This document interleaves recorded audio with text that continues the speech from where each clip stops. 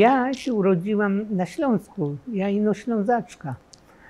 I ojciec tam pracował po wojnie, odbudowywał polski przemysł w oddanych ziemiach na Śląsku i nazywali go Król Śląska. I tam mieszkaliśmy przez niecałe 4 lata w Gliwicach. Tam się urodziła moja siostra Ludmiła. I potem żeśmy z samolotem przylecieli do Warszawy. Także ja pamiętam Warszawę w gruzach. Przepięknie to było, takie, ta pamięć jest taka jak z filmu, że wszystko, wiesz, było, tylko MDM był odbudowany. I były tam gdzieniegdzie były jakieś kamienice, co ocalały, ale wszystko było gruzy. I pamiętam, że był taki dom zrujnowany, zbombardowany i taki trójkąt tylko został, a na 3. piętrze się paliło światło. Ja to z samolotu widziałam i to dotychczas pamiętam, że jak to może być, że wszystko jest ruina, a tam ktoś mieszka i ma elektryczność. Bo urodziłaś się w którym roku, Maju? Ja się urodziłam w 1947 roku. W Chorzowie. I wyjechałaś potem z rodzicami do Warszawy i wtedy zaczęłaś... Tak, z całą rodziną, znaczy z rodziną, z moją siostrą ja i tatuś, mamusia. I samolotem, żeśmy śmigłowcem przyjechali do Warszawy i od razu na NDM dostaliśmy mieszkanie na NDM. Jeszcze nie było tynku na budynkach, była czerwona cegła. I tam żeśmy mieszkali do wyjazdu. Powiedz mi, a czym wtedy rodzice się zajmowali w tym okresie, kiedy się przeprowadziliście do Warszawy, mama i tata? No, mama to była lektorem języka rosyjskiego na Warszawskim Uniwersytecie i studiowała, kończyła właśnie studia filologii rosyjskiej. A ojciec pracował w Ministerstwie Ciężkiego Przemysłu. A ty z Ludką chodziłaś wtedy do przedszkola, tak? Znaczy się najpierw do przedszkola, a potem do 1. klasy. Ludka jeszcze nie zdążyła być w szkole. A ja skończyłam 2. klasę i zaczęłam 3. I wtedy żeśmy wyjechali. A czy pamiętasz z tego wcześniejszego dzieciństwa, czy rodzice ci powiedzieli, ponieważ byli oboje, jak mogłabyś coś powiedzieć o korzeniach żydowskich rodziców, o Litwie właśnie na chwilkę, no tak. Czy wiedziałaś wtedy, że jesteś pochodzenia żydowskiego? Ja słyszałam to, że coś jest takiego, że jesteśmy Żydami, ale nie rozumiałam dokładnie, co to jest. Wiedziałam, że ojciec rozmawia po żydowsku. To jest jeszcze jeden język. Tak? Mama jest z Litwy, z Wilna. Także mama rozmawiała bardzo pięknym żydowskim językiem, bo skończyła gimnazjum żydowskie. A tata też z Białegostoku. Także oni między sobą dużo rozmawiali po żydowsku, ale więcej po rosyjsku. I także rosyjski nawet przyjął mi się. Znaczy ja rozumiem bardzo dobrze po rosyjsku i trochę mogę tam говорить. Czyli nie do końca wiedziałaś, że ty i Ludka Ja nie rozumiem w ogóle, co to jest żydowstwo, bo nie było tego. Tylko pamiętam, kiedyś żeśmy dostali paczkę z Ameryki i tam były mace. I pierwszy raz widziałam macę, to nie pamiętam, co to jest, jakiś dziwny chlebek, to mama powiedziała, że to jest takie święto i to Żydzi jedzą na takie święto Pesach. Ale to mi nic nie mówiło, ale ciekawa była ta maca, to wzięłam tornister i napełniłam go macą, bo akurat pasowała tak wymiarowo i przyniosłam do szkoły, żeby poczęstować dzieciaki. Bo ja w ogóle nie rozumiałam, że coś trzeba ukrywać, nie ukrywać. Ja tego w ogóle nie miałam w wychowaniu ani w rozumieniu sytuacji. Rodzice mieli lewicowe poglądy, byli komunistami. Rodzice byli komunistami jeszcze przed wojną. Brat mojego ojca był aresztowany za komunizm przed wojną, był sędzią w Wilnie i pomogli mu uciec do Rosji, żeby nie siedział w więzieniu. Dostał 8 lat więzienia, a w Rosji Stalin go złapał i prosto do Gulagu. 6 lat był w Gulagu i zmarł tam. I po jego śmierci, po śmierci Stalina, nie po jego śmierci, po śmierci Stalina, żeśmy otrzymali oficjalny list z Rosji, rehabilitacja. A powiedz Maja, czy te tradycje komunistyczne w domu, ty jako dziecko czułaś to u siebie, jeśli chodzi o piosenki, literaturę? Tak. Po pierwsze w radiu nigdy nie słyszałam innej muzyki, tylko właśnie takie Mazowsze, Śląsk, rozmaite takie ludowe piosenki, co kochałam bardzo. I telewizji nie mieliśmy, ale moi rodzice, ja to pamiętam, czytali Krokodyl i Prawda i nie wiem, takie gazety pamiętam były w domu, a ja miałam Świerszczyk. A jak tą Warszawę wspominasz dziecięcą? Powiedz, na jakiej ulicy mieszkałaś, jak to otoczenie ja dla mieszkałam ciebie? na Litewskiej i powoli, wiesz, te budynki zaczęły się wyładniać, bo dostały tynk i podwórko było zadbane, taki duży kasztan był na podwórku.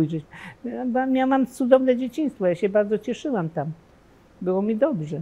Tylko w szkole było trudno, ale to nie przez to, że jestem Żydówką, tylko przez to, że mam dyslekcję.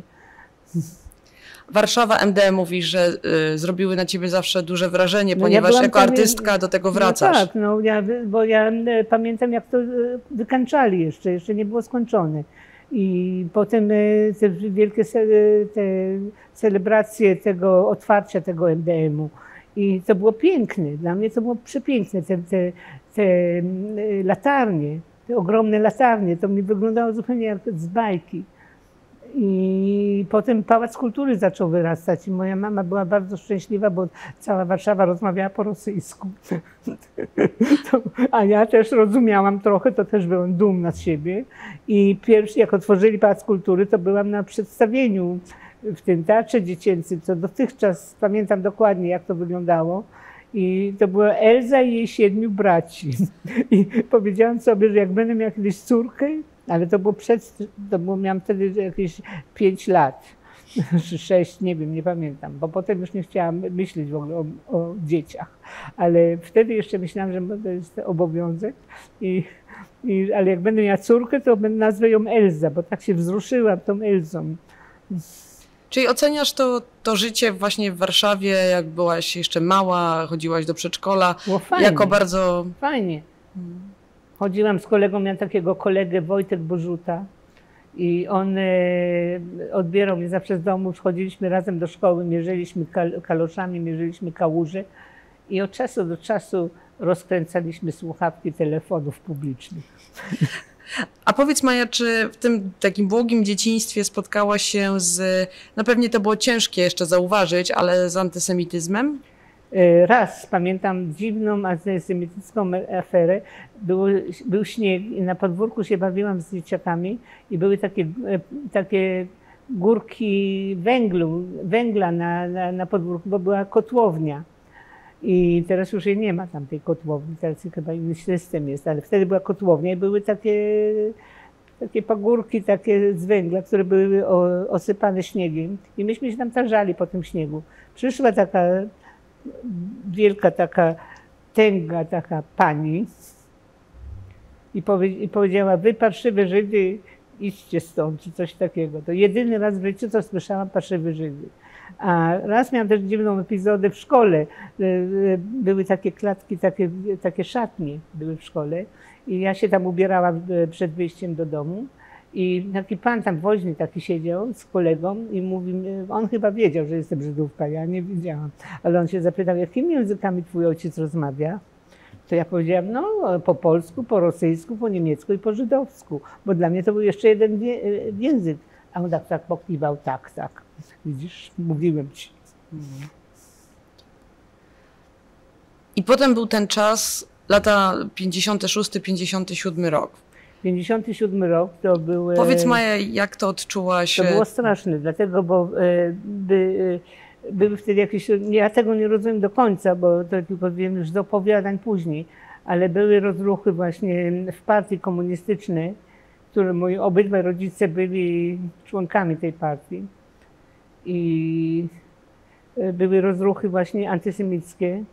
I pamiętam, że ja nie wiedziałam, co to jest antysemickie, tego nie słyszałam w ogóle w domu, ale pamiętam, że mój ojciec tak siedział i trzymał radio w rękach, wiesz, z nerwów, wiesz, i nie mógł sobie wyobrazić, że to jest możliwe w ogóle. On był takim polskim patriotą, on był ranny 2 razy co najmniej na wojnie, bo on był na pierwszym froncie, przed frontem jeszcze oni szli, bo oni byli w wywiadzie i oni podsłuchiwali Niemców i mój ojciec znał języki, także pracował w wywiadzie i znaczy walczył o polską Rzeczpospolitą Ludową z całym sercem i z miłością i z oddaniem. I on, jak był ranny, to mógł zejść z frontu, mógł się zwolnić z wojny, ale nie chciał. Wrócił, jakby zdrowiał trochę, to wrócił na front. I jak to odczułaś? Jak widziałaś ten 57? Ja to czułam to, że raptem byłam inna. Raptem dzieci się inaczej do mnie odnosiły na podwórku. Na przykład staliśmy kiedyś taka grupka dzieci i taka koleżanka powiedziała, ty wyglądasz jak Polka, ty wyglądasz tego, ja wyglądam jak Niemka, a moja siostra wygląda jak Żydówka. A ja kiedyś słyszałam, że szliśmy do parku i słyszałam, że mama się odnosiła, że mama widziała całą rodzinę i mama powiedziała, popatrz jakie ładne dzieci francuskie. To pamiętałam to, że ci byli Francuzi, też mieli czarne włosy, jak moja siostra. To ja powiedziałam, nie, ona nie wygląda jak Żydówka, ona wygląda jak francuska. Bo wiedziałam, że to jest niedobrze być Żydówką, ale nie rozumiem dlaczego i co i jak. A ten czas już samego wyjazdu, bo mówiłaś, że to dosyć szybko nastało. To tak, to nastało dość szybko. I wtedy, wiesz, pierwsza rzecz, co była ten lift taki ogromny, to się nazywało lift. Taka ogromna skrzynia na wszystkie meble. Bo niektórzy mówili nic nie brać do tego Izraela, a niektórzy mówili weźcie wszystko, bo strasznie drogo i tego. To mój ojciec wziął wszystko. Ale myśmy nic nie mieli wartościowego, były stare graty. Ale był ten kredens, który mi został, znaczy zrobił na mnie zawsze wielkie wrażenie i on z nami całe życie, wiesz, dotychczas jeszcze funkcjonuje jako kredens. Także i ten ogromny lift stał na podwórku i dzieci mówiły, no jedziecie do Palestyny, tak jak wszyscy Żydzi. A ja powiedziałam, nie, mój ojciec służbowy, przeprowadzamy się do Lublina czy coś takiego, nie wiem, do innego miasta. No, tata był strasznie nerwowy i mama narzekała cały czas, że nie chce jechać, bo chciała skończyć studia. Miała jeszcze coś 3 miesiące, a tata nie mógł, bo były reguły rozmaite, musiał wyjechać na jakąś tam datę. I mama strasznie była zdewastowana z tym, że nie może skończyć studiów, bo najpierw wojna jej przerwała studia pierwsze, a potem znowu była tutaj w Warszawie, była szczęśliwa na tych studiach i znowu musiała przerwać. A powiedz mi tą historię, co właśnie twój ojciec idzie ulicą i tam spotyka tego faceta, co wczoraj mi mówiłaś o tym tak. wyjeździe. Więc ojciec po pierwsze, jak zaczęły się rozruchy, po pierwsze wyrzucili ministra ciężkiego przemysłu, który też był żydowskiego pochodzenia, ale był bardzo nielubiany przez Żydów, bo już mówili, że jest zasłany stalinista i takie rzeczy słyszałam. Mówili, niespecjalnie w domu, ale u znajomych tego, że nikt go nie lubił. A on pierwszy wyleciał.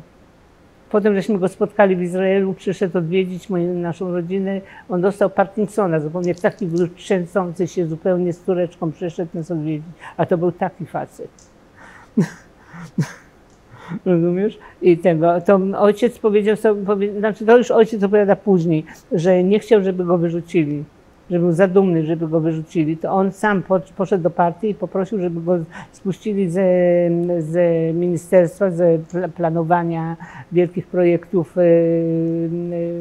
przemysłowych na fabrykę, że on chce pracować myśli, że będzie bardziej wydatny, jak będzie pracował jako inżynier w fabryce. Potem opowiadał ojciec, że spotkał kolegę na ulicy kolegę z gimnazjum, który pracował w Ministerstwie Spraw Wewnętrznych i on jemu załatwił paszporty turystyczne dla całej rodziny i żeśmy wyjechali już chyba przez Sochnut, przez jakieś tam żydowskie organizacje, bo myśmy nie mieli żadnego kapitału, także prosto, wiesz, znaczy nie mieliśmy innego wyjścia, tylko jechać do Izraela.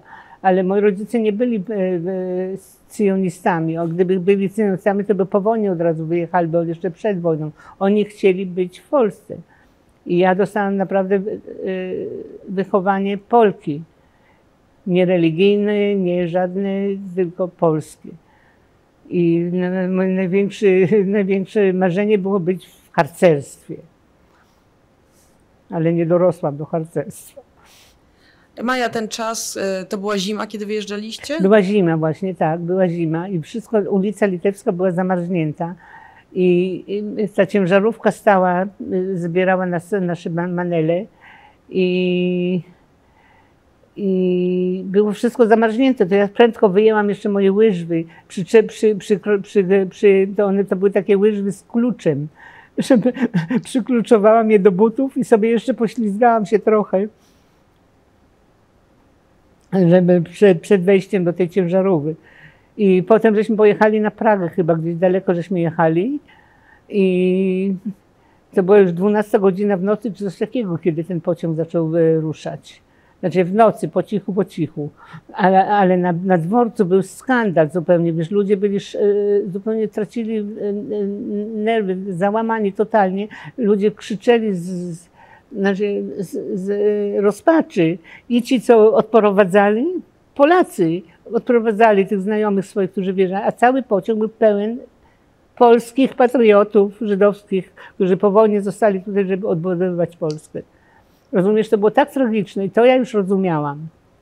Ja pamiętam, włożyli mi taki ten fartuszek szkolny z guziczkami, taki z białym kołnierzykiem, a pod spodem były 2 bransoletki złote. Co moja mama miała, to był wielki majątek mojej rodziny. 2 bransoletki, ale żeby nam nie zabrali, to włożyli mi pod ten fartuszek i potem naprawdę przy czeskiej granicy weszli ci. Ale jeszcze przed tą czeską granicą jest jeszcze opowiadanie. Jak ten pociąg ruszył, ja miałam niecałe 10 lat. Ja to pamiętam jak dzisiaj, że przylepiłam się do okna i się patrzyłam, te domy takie praskie. I przyjechałam do okna i patrzyłam się, mówię, patrz dobrze, zapamiętaj to, jak to wygląda, bo już nigdy tego nie zobaczysz. Wyjeżdżasz na zawsze. Na zawsze to było takie totalne coś, to było jak gdyby mnie wyrwali nie wiem, z życia.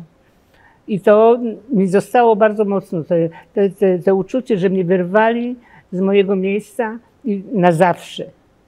Rozumiesz, a potem jak już na granicy, właśnie chciałam to opowiedzieć, że na granicy przyszli ci czescy policjanci i oni wyglądali zupełnie jak hitlerowcy. Ja pamiętam, że ja to nie mogłam uwierzyć. Mieli te buty, takie czarne buty do kolan, błyszczące, takie granatowe mundury, te czapki takie z takimi daszkami, co zakrywają oczy. I w tych piękne te były, takie pasy takie mieli, takie szerokie, czarne pasy i przychodzili po 2, tak, wchodzili do wagonu i mówią, no powiedz dziewczynko, gdzie chowacie złoto? A mieliśmy taki duży wor z pościelą, taki lniany wor taki i w tym worze były nasze kołdry, nasze poduszki tego. I ja powiedziałam, tutaj, w tym. I oni wyjęli, musieli wyjąć wszystko, przytrzepali wszystko, nic nie było i potem musieli włożyć z powrotem. A ja sobie siedziałam tam. Udało się. No udało się, ale 6 dni żeśmy siedzieli w tym pociągu, żeśmy jechali przez Wiedeń, nie wiem jak, do Genui. I 6 dni pociąg nie można było wyjść z wagonu. Pamiętam, tata kupił w jakimś tam Wiedniu, czy nie wiem, że może już we Włoszech, był taki handlarz bananów. Sprzedawał na peronie i sprzedawał tym naiwnym Żydom banany zielone zupełnie. A myśmy nigdy nie widzieli banana. Ja tylko znałam banan z cukru. To było bardzo smaczne. To tata kupił banana jednego i pokroił to jak kiełbaskę. I żeśmy wzięli, to było tak ohydne, śliskie, takie, wiesz, niedojrzały banan. To jest ohyda. I przez długi czas nie mogłam dotknąć bananów w ogóle, a w Izraelu były doskonałe banany na przykład. Czyli później dotarliście do Izraela? Znaczy okrętem z Genui, po 13 dniach w Genui. To było frajda, sama frajda. Miałam koleżankę w drugim domu obok i żeśmy się tam na migi, żeśmy się komunikowały. I było bardzo fajnie. Czyli statkiem do Izraela? A potem statkiem taka skorupa, to się nazywał, statek się nazywał Alija, znaczy emigracja. Znaczy, coś takiego, znaczy emigracja do Izraela. Alija to jak gdyby do Izraela się wchodzi wyżej. Alija. I to było takie zardzewiałe gracisko i potem rodzice mówili, że tam kapitan powiedział, że to już ostatnia jazda tego okrętu, już nie idzie na złom. I też było fajne, też jeszcze jedno, może to można użyć. Jak żeśmy wyjeżdżali, to taka ciocia Bronka, koleżanka mojej mamy, powiedziała: pamiętaj, że tutaj żeście się w domu nauczyli wszystko zjadać z talerza, nic nie zostawiać, ale jak będziecie na okręcie, to zawsze zostawcie trochę, żeby nie pomyśleli, że wyjeżdżamy z głodu. Rozumiesz, to oni też wyjechali potem do Izraela, ta rodzina. Rozumiesz, takie były duma, taka narodowa duma. I potem, kiedy, powiedz mi, jak wyglądały te pierwsze dni w Izraelu? To było strasznie śmieszne, bo potem się zrozumiałam, bo wtedy nie rozumiałam, że wyszliśmy z tego okrętu, byłam tak elegancko ubrana w takie śliczne sukieneczce z ciuchów, co mama kupiła, pamiętam, jak żeśmy chodzili ją kupić na ciuchach. I było ciepło strasznie. Tam w Polsce był mróz, a tutaj grudzień, a tu cieplutko. I wyszliśmy wtedy tam jacyś aktywiści żydowscy nam dali każdemu dziecku taki mały garść, nie wiem, nawet nie pamiętam, czy to było w woreczku, czy w garść, takie cukierki jak M&M, takie kolorowe cukiereczki czekoladowe i szklankę mleka. Bo wtedy zrozumiałem, że to jest Eretz Zabat Halawu Dwasz, kraj miodu i mleka. To zamiast miodu dali nam te cukiereczki i szklankę mleka. Potem dostaliśmy takie tacki z kartonu Snuwa, tak to było, tak już nie istnieje Snuwa, z kartonu Snuwa i tam była butelka mleka, jakieś 2 jogurty, kawałek chleba, nie wiem co tam, takie jedzonka, żebyśmy to wzięli ze sobą i potem pojechaliśmy ciężarówką do obozu emigracyjnego, który wygląda zupełnie dobry obóz. Wszystko takie baraki, takie same, tylko nie z drewna, tylko z azbestu. Potem się okazało, że ten azbest trujący. I obok była ta fabryka tego azbestu. I to było na samym brzegu morza, te nasze baraki. I każdy dostał, znaczy były baraki dla jak się mówi,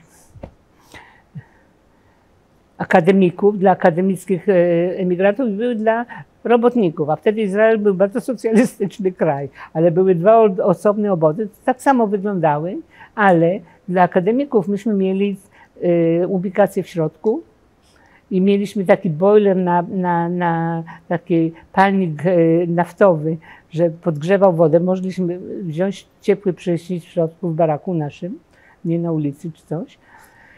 I światła nie było, ale tak to była wielka cywilizacja już. A u robotników co 2 baraki była buda na ubikację i kran z przodu na wodę. A jak się nazywał ten kibuc? To nie kibuc, Znaczy, to jest emigracyjna... Jak się nazywał się? Nie nazywało się. To było na Nors, jak się mówi Nors? Północy? Na północy Izraela, trochę bardziej na północ od Naharyi. Naharija to jest takie miasteczko, to przez holenderskich emigrantów zostało wybudowane. Maja, ten twój pierwszy kontakt z hebrajskim, pamiętasz? No to był właśnie pierwszy kontakt właśnie tam, w tym obozie. Koleżanka Celina się nazywała, była nauczycielką i ja i moja siostra byłyśmy uczennice. I ona nam pokazała alef, bet, gimel, dalet, pierwsze litery alfabetu. To ja tak narysowałam te litery i patrzę, ja mówię, ale to są do zabawy litery, tak? Ona mówi, nie, to tak się tu pisze, to jest hebrajski. Ja nie mogłam mówić, no, idź do swojego taty, zapytaj się. Ja pobiegłam jak strzała, to było daleko, to było zupełnie w innym rejonie tej obozu. Pobiegłam do rodziców i pokazuję tatusiowi tą kartkę, mówię, to są litery? A tata powiedział, tak, posadził mnie, pokazał mi cały alfabet. Ja powiedziałam, co? Ja jestem z Warszawy, z kultury europejskiej. 10 lat miałam. Ja nie będę się uczyła hieroglifów. Skąd ja znam w ogóle to słowo hieroglify, cholera, nie wiem skąd. Ale potem hieroglify już dobrze poszły. No, rozumiesz, ale nie chciałam, powiedziałam sobie, ja nie będę się tego uczyć i koniec. Wiesz, potem poszliśmy do szkoły tam w tym kampie, to te dzieciaki były, wiesz, ja przychodzę z czarnymi fartuszkami, wiesz, paznokcie nam sprawdzali w szkole, kołnierzyki, a tutaj, wiesz, w shortach takich gimnastycznych na bosaka, taki chłopiec siedzi, nóżka na nóżkę, wiesz, i tego, i się zachowuje, wiesz, strasznie, bo oni wiedzieli, że te Polki to są delikatne takie, to oni specjalnie robili takie szokujące, rozmaite odruchy, żebyśmy tego. I ja, wiesz, powiedziałem, co to za prymitywizm straszny, ale wiesz, miałem dużo Polaków naokoło, wszystko była polska emigracja, także my się bawili, było fajnie, jak wakacje to było na brzegu morza i tego. No, ale w nocy szakale przychodziły do śmietników. A tęskniłaś za Polską przez ten czas? Bardzo tęskniłam cały czas, ale tam w kampie jeszcze nie było czasu na to, za tym tęsknić. Byliśmy w szoku, to było jak wakacje. A potem żeśmy się przenieśli do Jerozolimy, bo tata tam dostał jakąś pracę. I w szkole i tego, i to było takie upokarzające, że wszystko jest po hebrajsku, po tym dziwacznym języku. Ale że byłam mała, także ja się prędko nauczyłam hebrajskiego, już rozumiałam wszystko, ale demonstracyjnie nie chciałam używać tego języka. I rozmawiałam tylko po polsku i mnie nawet karę zrobił, że jak za każde polskie słowo, co mnie złapią, że mówię, to będę musiała płacić 5 groszy. To ja z koleżanką, żeśmy się wspinały, takie było duże drzewo na podwórku, to na przerwach żeśmy się wspinały na to drzewo i żeśmy po polsku sobie rozmawiały, albo w toalecie żeśmy się zamykały i rozmawiałyśmy po polsku. Bo ja nie chciałam powiedzieć ani jednego słowa po hebrajsku przez prawie 3 lata. A powiedz mi, Maja, o tym śnie swoim odnawiającym się. No i właśnie w tym czasie, wiesz, co noc mi się śniło, że ja jadę windą, że wchodzę do windy, taka była nasza winda w Warszawie, wchodzę do takiej brązowej windy i jadę przez kulę ziemską, bo mi się wydawało, że Polska jest na drugim krańcu świata. I jadę przez kulę ziemską do naszego mieszkania w Warszawie, wychodzę z windy i czuję, że przyszłam do domu. Przez 3 lata cały czas miałam ten sen, prawie co nocy. A potem pod koniec ostatniej klasy podstawówki mnie zaprosili brać udział w takiej grupce, była taka grupka wyróżniona w klasie. I byli dobrzy uczniowie wszyscy i tego. I zaprosili mnie, żebym brała udział w tej grupce. To byłam tak zauroczona tym wszystkim, że mnie przyjęli, że to nie ja prosiłam, że oni mnie przyjęli, że z dnia na dzień zaczęłam rozmawiać po hebrajsku. Już nie śniło mi się, że jadę windą. Zrobiłam się Izraelką z dnia na dzień. A rodzice A rodzice, wiesz, jak się odnaleźli w Izraelu? Mama nie dostała wartościowej pracy w jej zawodzie, bo była tylko jedna pozycja dla lektora języka rosyjskiego i to nasza sąsiadka z dołu, która była o 15 lat młodsza, dostała tą pracę. A mama była bardzo obrażona, ale nigdy nie poddała się biedzie i tego. Zawsze pracowała, ona też malowała ładnie, to ona robiła, dekorowała ceramiczne wazony takie dla handlarzy, taką ceramiką ręcznie malowaną. I robiła rozmaite rzeczy, a potem zaczęła być nauczycielką. Najpierw upośledzonych dzieci, a potem normalnych dzieci. I do końca, do emerytury już pracowała. A ojciec odnalazł się? A ojciec też się nie odnalazł, dlatego, bo nie było takiego przemysłu na jego poziomie w Izraelu. Także było jedno miejsce, że mógł tam coś dać od siebie, ale ten, co jego przyjął na wywiad, to się przestraszył. Bo on się bał, że on zabierze mu, jak się mówi, brakuje mi takich terminologicznych słów. On się bał o swoją pracę, że on straci pracę, bo zobaczą od razu, że on jest o wiele bardziej wykształcony i zna się lepiej na wszystkim, co można tam zrobić. To nie dostał tej pracy, a w Jerozolimie dostał pracę właśnie dla wojska, pracował dla wojskowej jakiejś firmy, ale to w ogóle było zupełnie nie na jego poziomie w ogóle. Ale żeby mieć pracę, to pracował. Powiedz krótko, może właśnie jak zaczęłaś studia plastyczne. Po pierwsze, że pierwszy raz się poczułam dowartościowana w życiu, to było właśnie na akademii. Przyszłam do akademii, raptem byłam najlepsza. Raptem byłam pokazywana, że jestem, wiesz, jako przykład. Także to mi się nigdy przedtem nie zdarzyło, ani w domu, ani w szkole. I także byłam od razu inny człowiek, który ze mnie zrobił.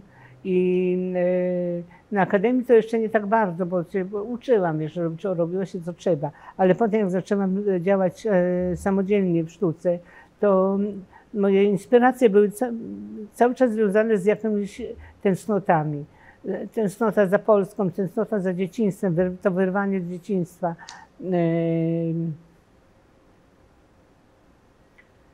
Tak. I zrobiłam kilka projektów właśnie z tych pierwszych wspomnień, bo mam niesamowitą, dziwacznie niesamowitą pamięć z bardzo wczesnego dzieciństwa. I zrobiłam kilka takich projektów, na przykład Ogródek Jordanowski. To mam takie zdjęcie, że siedzę na tych drabinkach na samej górze i nóżki mi tak mniej więcej 20 cm wiszą nad niższym schodkiem tych drabinek.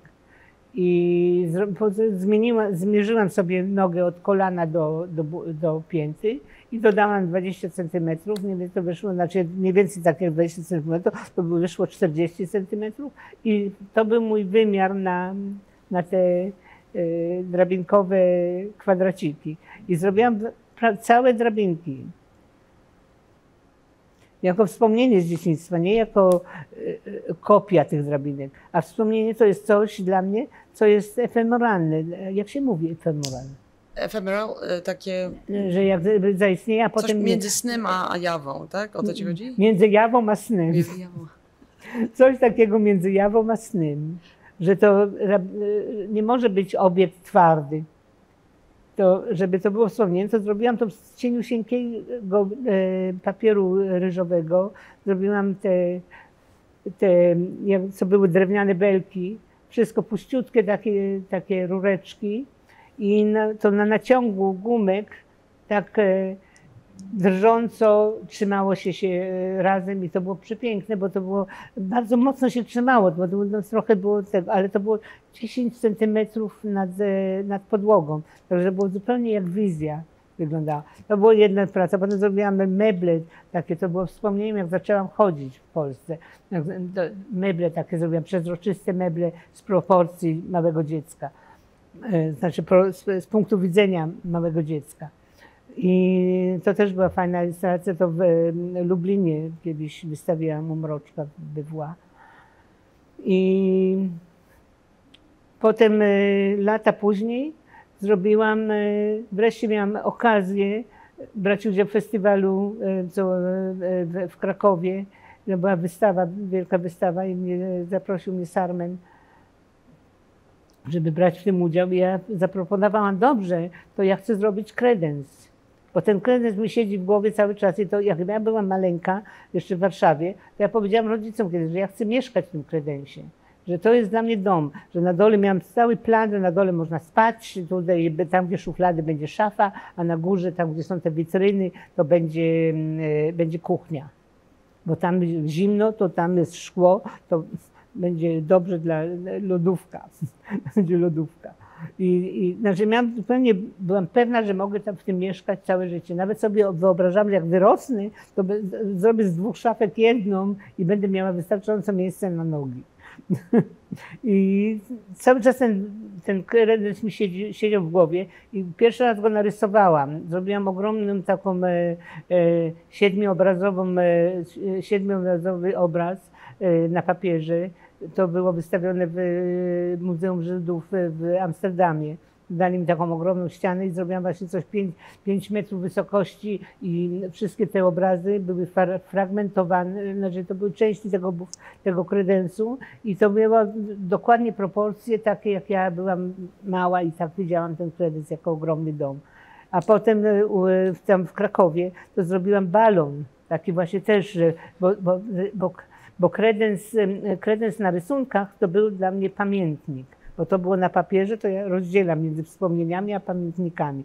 Pamiętniki to są coś, co można schować i przechować. To jest właśnie obrazy. A kredens był wspomnieniem.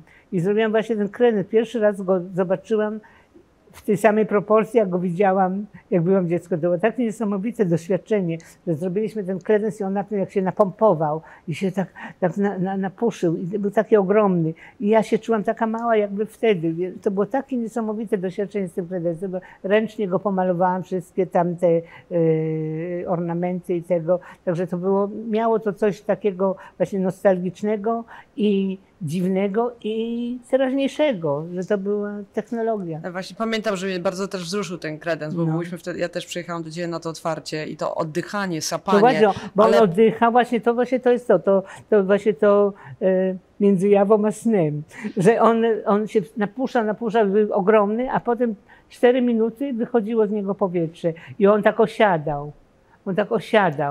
Maja, i teraz twoja najnowsza praca Orzeł też jest też taką... jest ta sama technologia. To też jest taką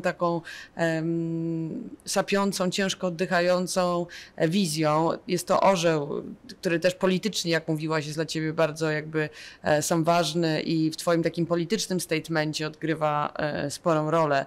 Ja bym chciała się spytać o orła, ale również też jak ty, jako dziewczyna z komunistycznej rodziny, z lewicowymi poglądami, jak się odnalazłaś w jednak sionistycznym Izraelu, żebyś wróciła, może opowiedziała trochę o tym, jak się czułaś i twoi rodzice właśnie politycznie w Izraelu. A potem... Moi rodzice zaadoptowali jakąś... Mój ojciec nigdy nie, on strasznie się złościł na podejście do pracy, że co mnie on miał taką dyscyplinę pracy bardzo czystą i wyraźną, a ludzie tam olewali trochę tego i on się strasznie denerwował tym. A mama już miała, myśmy byli tak biedni w tym Izraelu, że mama musiała, że dbać, bo ojciec oślepł po 6 latach w Izraelu, oślepł. Także mama musiała dbać o to, żeby te dzieciaki jakoś tego. I nie miała czasu po prostu myśleć o polityce, ale już komunistką nie była na pewno. I potem jak się zestarzała, to jak zupełnie takie teksty z niej wychodziły, że aż mi włosy dęba stawały. Już takie żydowsko-cepeliowskie. A ja, wiesz, ja nie jestem politycznie zaangażowana w ogóle, ale mam swoje poglądy i mam swoje preferencje i na pewno nie popieram sytuacji politycznej w Izraelu i też nie w Polsce teraz. Co się teraz dzieje w Polsce, to mnie bardzo boli, dlatego, bo to jak gdyby jest duży skok w tył. I ten orzeł, to godło Polski, co trzymało tą koronę wreszcie po komunie. Wiesz, mnie ta korona nie bardzo podnieca, ale jednak to jest godło Polski i tego. Ale teraz jak gdyby to godło Polskie jest używane, tak jak w Izraelu też są rozmaite symbole szowinistyczne, które są bardzo niewłaściwie używane. Na przykład gołą pokoju, to też zrobiłam pracę o tym. I jest, znaczy słowo wolność, słowo independence, jak się mówi? Niezależność, niepodległość. Niepodległość. Słowo niepodległość, słowo wolność. Tracą swoje znaczenie właściwie. Robią się jakimś kiczem, robią się jakąś zaćmą. A w Polsce też to godło polskie to jest tak, wiesz, jak gdyby, no nie wiem, traktowany nie tak, jak ja to rozumiem. I dla mnie to było jak gdyby też, jak gdyby z niego powietrze wychodziło. To ja zrobiłam go napełnionego powietrzem, wielkie godło, piękny orzeł, wielki, ale jest miękki, jest pełen powietrza, znaczy się wiatru. I on też opada tak. Znaczy on się napompowuje, stoi taki dumny, a potem przestaje ta pompa działać i on pluf, opada. I to jest właśnie, że jak gdyby on jest zdewastowany. Maju, bo teraz zdarzyła się wielka, piękna historia, że po tylu latach dostałaś 3 dni temu, była wielka impreza, dostałaś obywatelstwo polskie z powrotem. No możesz wyrobić sobie paszport. Co czujesz, że dzisiaj ten symboliczny gest, kiedy wszyscy twoi przyjaciele się zebrali i mogliśmy razem przy zespole Mazowsza cię uściskać, że znowu dostałaś to obywatelstwo. Co to dla ciebie znaczy w 2017 roku? No to znaczy, co mnie strasznie wzruszyło, to sam fakt.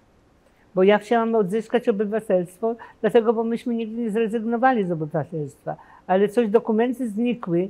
Ja byłam w Chorzowie, szukałam mojego dowodu urodzenia i nie było. Oni powiedzieli, że oni mają tylko od 52 roku mają dokumenty, bo tam się wszystko spaliło.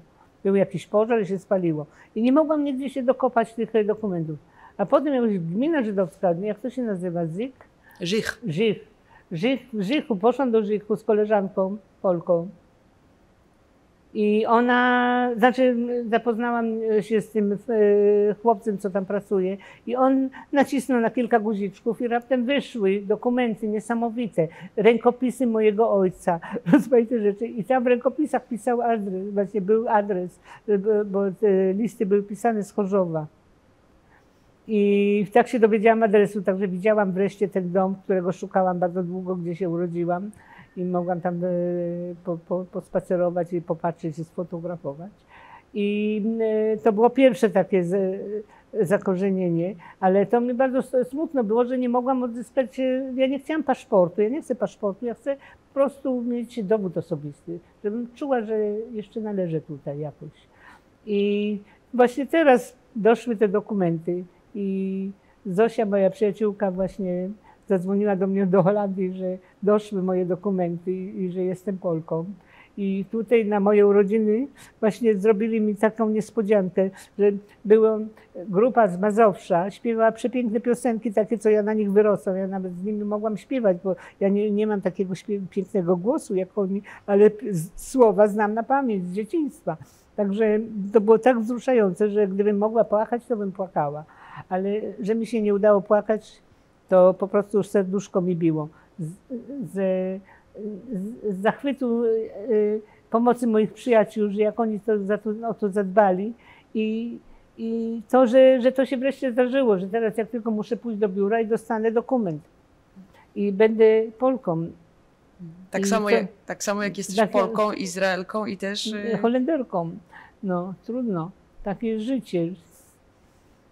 Maja, gdybyś mogła powiedzieć, co dla ciebie jest najważniejsze, czy ta lekcja, można tak ciężko powiedzieć, ale ten czas, kiedy przeniosłaś się w 57 roku do Izraela jako mała dziewczynka, co z tego najbardziej pamiętasz i co jest jakby z tobą, oprócz twojej sztuki, cały czas towarzyszy tobie? To, że po prostu ja nie jestem szowinistką żadnego narodu. Ja kocham moich przyjaciół, kocham ludzi, kocham kulturę. I najbardziej, ja zawsze mówię, że ja mieszkam w Amsterdamie, żyję w Tel Awiwie i tęsknię za Warszawą.